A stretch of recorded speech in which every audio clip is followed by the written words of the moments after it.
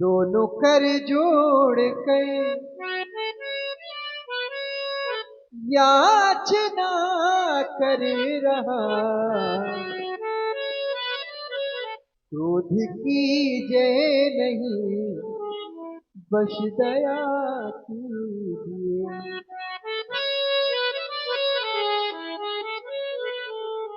आप आए पे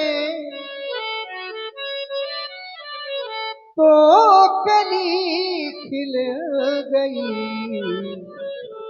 क्रोध कीजिए नहीं बस दया कीजिए। शिव धनुष तोड़ने वाला भी कोई शिव प्यारा ही होगा, जिसने ऐसा अपराध किया वह दास आपका ही होगा। जो कृपा पात्र है गुरुओं का, वह कभी किससे डर सकता है। जिन पर हो कृपा ब्राह्मणों की, यह कार्य वही कर सकता है। नाथ शंभु धनु है जनिहारा, होई के विवेक दास तुम्हारा। आयशु कहा आयशु कहा कही अकिन मोही, बारे बार मुनि तो। मेरे लिए क्या आदेश है, आदेशित करें प्रभु। राघोराम, बड़ी रहस्यमय शैली का प्रयोग किया जा रहा तुम्हारे द्वारा। तुमने कहा नाथ शुंभ दुर्मंजन हारा हुई त्रिविदास तुम्हारा। तुमने बड़ा निराधार छिला। अगर उदास है तो स्वामी का संपूर्ण प्रकार का हित करने वाला होता है दास, सभी प्रकार की नैतिक क्रियाओं में भाग लेने वाला होता है दास, वह अनुकूलता कार्य करने वाला होता है दास।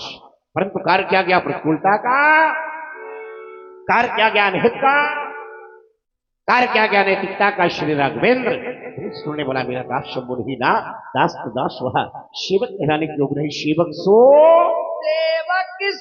जो करे सेवकाई, नहीं तो आरी अरि करनी कारी करे लड़ाई। राघवेंद्र वो सेवक है तो करे मेरी शिकाई, नहीं तो कार्य क्या गया हरि का सफलता का और भागी गई है परशुराम से लड़ाई। सुनहु राम जय जय शिव धनु तोरा, सहस बाहु सहस बाहु सब सोरी कुमोरा। सुनो राघवेंद्र जी ने भगवान चंद्रमौली के पावन पिता का खंडन किया है, वो कोई साधारण नहीं, शास्त्र बाहु के समान मेरा बैरी है। मेरा भक्त तुम आज्ञा मांग रहे हो, अगर तुम आज्ञा मांग रहे हो तो मैं तुम्हें आदेश दे रहा हूँ। शो बिलगा बिहाय समाजा, यही तो न तुम्हारे न जय है, तुम्हारे जय है सब राजा। शो बिलगाओ शो मने वे थोड़ी बना है। शो बिलगाओ बिलग बजाए रोहित बिहाई समाजा। अगर वो अलग नहीं हो रहा तो समाज को चाहिए कि समाज इस अपराधी को छोड़कर अलग हो जाए। अगर ऐसा न किया गया तो देख रखो, नहीं तो न तुम्हारे जय है। शवराजा शवराजा और शब्द। परशुराम जी की इस घोषणा को समाज में जिस समय प्रसारित किया तो उस शैली को सुनकर के सभी भयभीत हुए। न तुम्हारे जय है सब राजा, लेकिन उन्हीं घोषणा को, उन्हीं वचनों को जिस समय लक्ष्मण जी ने सुना तो उनकी दशा कैसी है। हाँ सुनी मुनि वचन लखन मुस्काने, बोले परशु धरे अपमाने। व्यासी हम दो जगह देख रहे हैं कि आग जल रही है, एक वहां आग जल रही है, एक यहाँ जल रही है, दोनों आगों में पानी डाल दो। जो लोग वहां पर बैठे सब लोग यहाँ बैठे हुआ थे, उठिए वहां से सब लोग। अरे लगे कि रामलीला हो रही दूर से, कब उठिए वहां से। हमारे बार बार कहने के बावजूद भी आप हम लोग वहां से नहीं उठे, उठिए। नहीं, आग उठा लाइए। अगर नहीं उठेंगे तब तो उठाने पड़ेगा, उठिए वहां से। ये भी सब लोग यहां से उठिए, इसको बंद करो, आगे यहां बैठो सामने। रामलीला कराने से क्या फायदा है? अरे कम से कम बैठकर सुनिए उसको, तब तो ठीक है। हमें नहीं अच्छा लगेगा तो आपको भी अच्छा नहीं लगेगा, है? तो हमको अच्छा लगना चाहिए, इसलिए आप यहां बैठो, हमको सुनावे। सुना आप सभी लोगों ने धनुष तोड़ने वाले के विरोध में महात्मा परशुराम जी के प्रत्येक वक्तव्य को मिथिला की सुधी एवं संत समाज ने बड़े ध्यान पूर्वक सुना होगा। हमको तो अंतिम विकल्प, अंतिम बिंदु परशुराम जी का याद आया कि दो जगह आग जल रही है, दो जगह, एक जगह नहीं, दो जगह आग जल रही है, आग में पानी डाल दो। हमको तो लगता है दो जगह नहीं, तीन जगह जल रही है। परशुराम जी के ऊपर भी आग जल रही है। क्रोध अग्नि का ही प्रतीक है, दो जगह दो स्थानों पर आग जल रही है, तो परशुराम जी कह रहे हैं पानी डाल दो। लेकिन परशुराम जी की जो अग्नि जल रही है, इसमें क्या डाला जाए? इसमें भी पानी डालना चाहिए, इसमें भी जल डालना चाहिए, क्योंकि जल जो डालते हैं अग्नि में, तो जल अग्नि को रोकने का कार्य करता है। लेकिन अगर घृत डाला जाए अग्नि में, तो अग्नि को बढ़ाने का कार्य करेगा। तो हमको लगता है दो जगह नहीं, तीन जगह अग्नि जल रही है। दो जगह तो प्रत्यक्ष रूप में दिखाई दे रही है, एक जगह ये भी अग्नि जल रही है। दो चले जगह पानी डाला जाए, एक जगह घी डाला जाए। घी न डाला जाए, घी डाला जाएगा तो अग्नि बढ़ जाएगी। अग्नि अगर बढ़ जाएगी तो काम बनता हुआ बिगड़ जाएगा। तो काम को बिगाड़ना नहीं है, काम को बनाना है।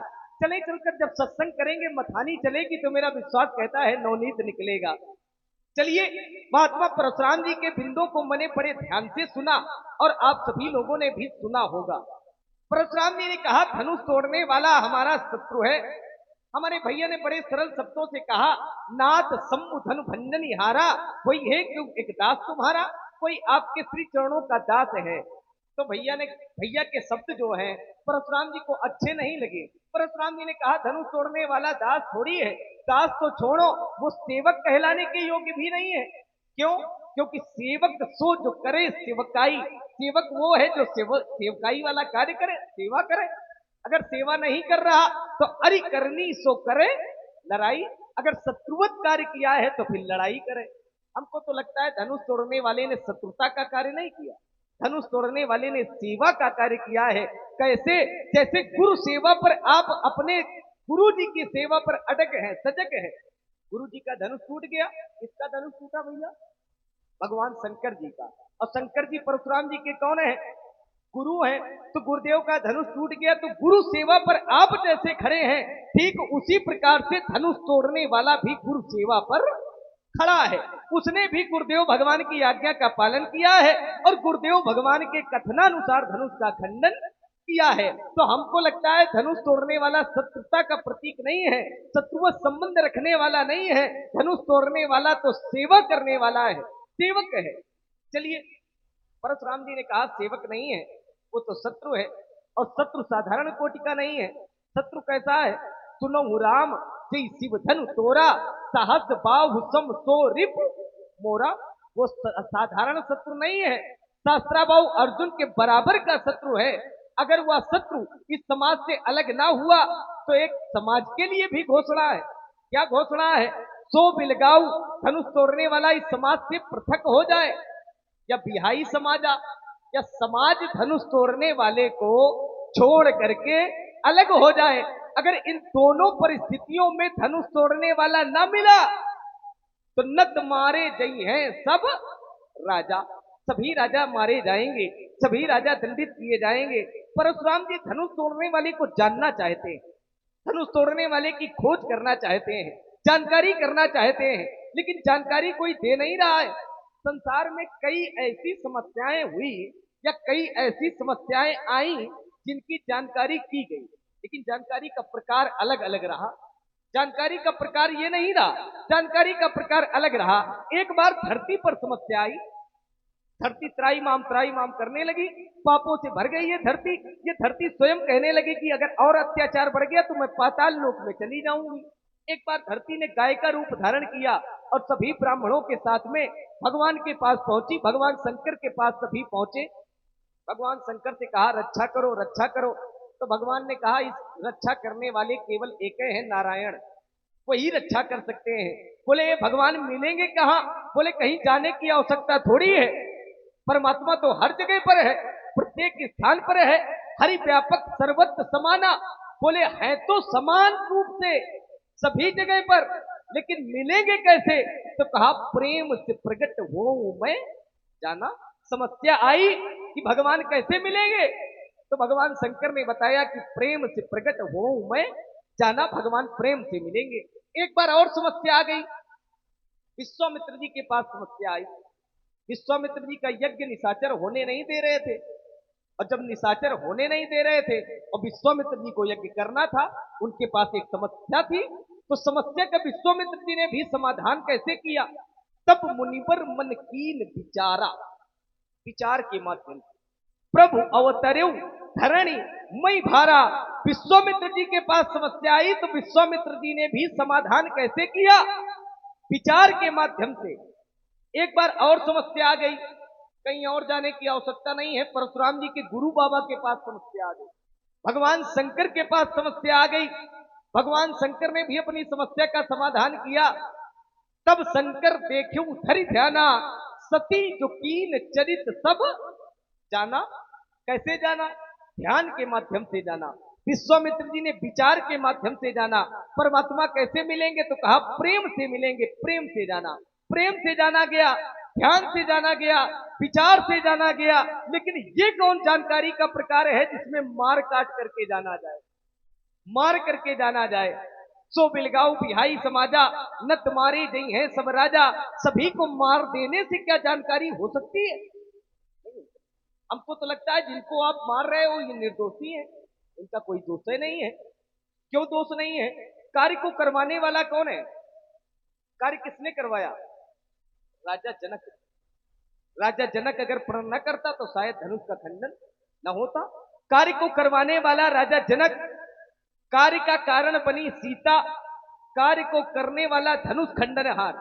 लेकिन दंड तीनों के लिए नहीं है, न तो जिसने कार्य करवाया दंड उसके लिए है, न तो जो कार्य का कारण है दंड उसके लिए है, न तो जिसने कार्य किया है दंड उसके लिए है। तो फिर निर्दोष राजा क्यों मारे जाएंगे? चले चलकर मिले, जब सत्संग होगा मथानी चलेगी तो नवनीत निकलेगा। महात्मा प्रणाम और सब कुशल मंगल ना?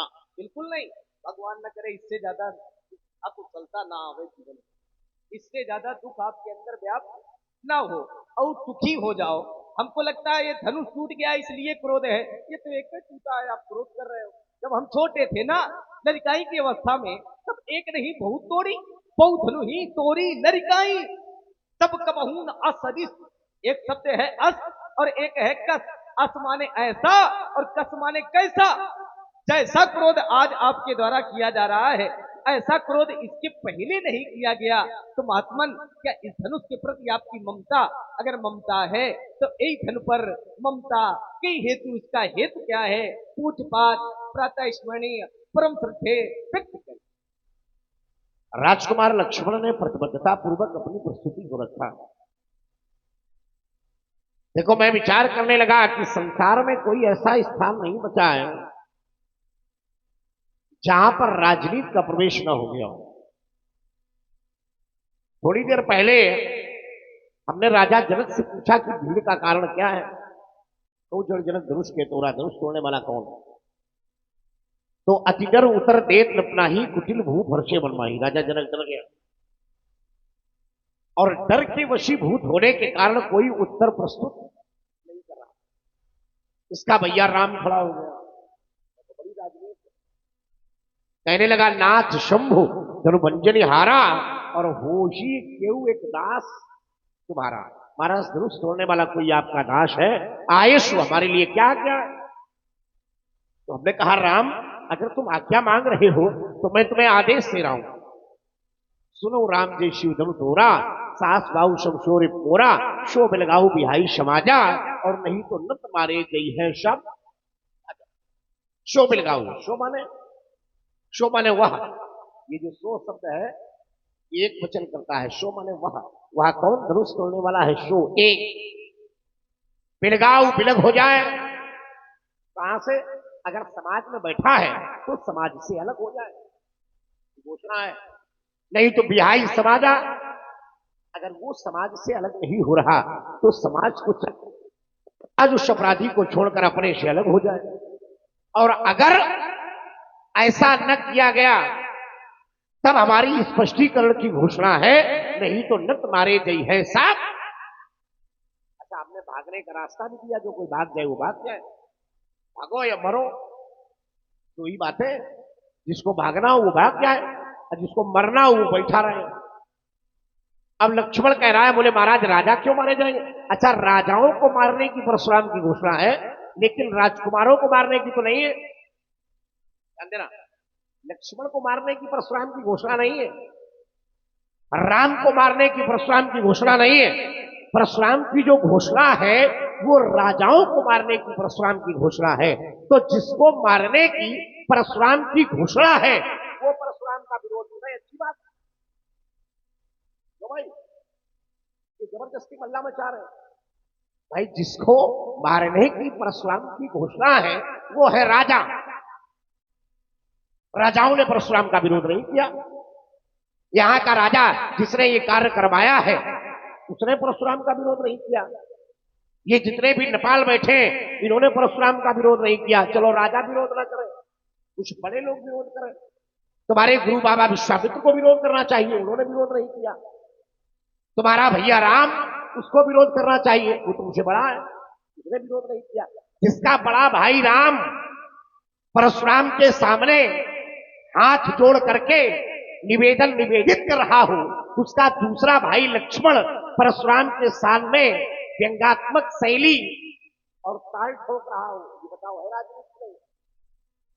ये सीधी सीधी राजनीति, ऐसी बात कर रहे हैं। विचार विनिमय की आवश्यकता है। तुमने कहा कि अपराधी, देखो इसको ठीक करो, क्या गड़बड़ हो जाता है। अपराधी है 4,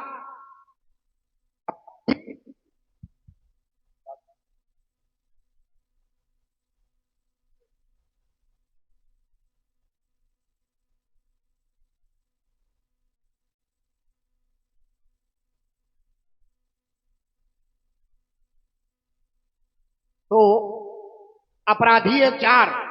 जैसे किसी ग्राम में किसी की हत्या हो, ध्यान देना, किसी गांव में किसी व्यक्ति की हत्या हो जाए, तो जब प्रकरण न्यायालय में पहुंचे तो न्यायाधीश महोदय पूछे कि हत्या करने वाला कौन? तो बोले महाराज हत्या करने वाले तो 4 लोग, दिखाई तो 2 ही पड़ रहे। बोले दिखाई तो इसलिए पड़ रहे हैं कि 2 ज्ञात है और 2 अज्ञात है। ध्यान देना, 2 ज्ञात है और 2 अज्ञात है। तो कहा वो अज्ञात वाले पकड़ कर कवाएंगे, तो कहा अज्ञात वाले अभी जांच चल रही है और जब जांच में सिद्ध हो जाएगा कि ये अपराधी है तो विवेचना आपके सामने प्रस्तुत कर दी।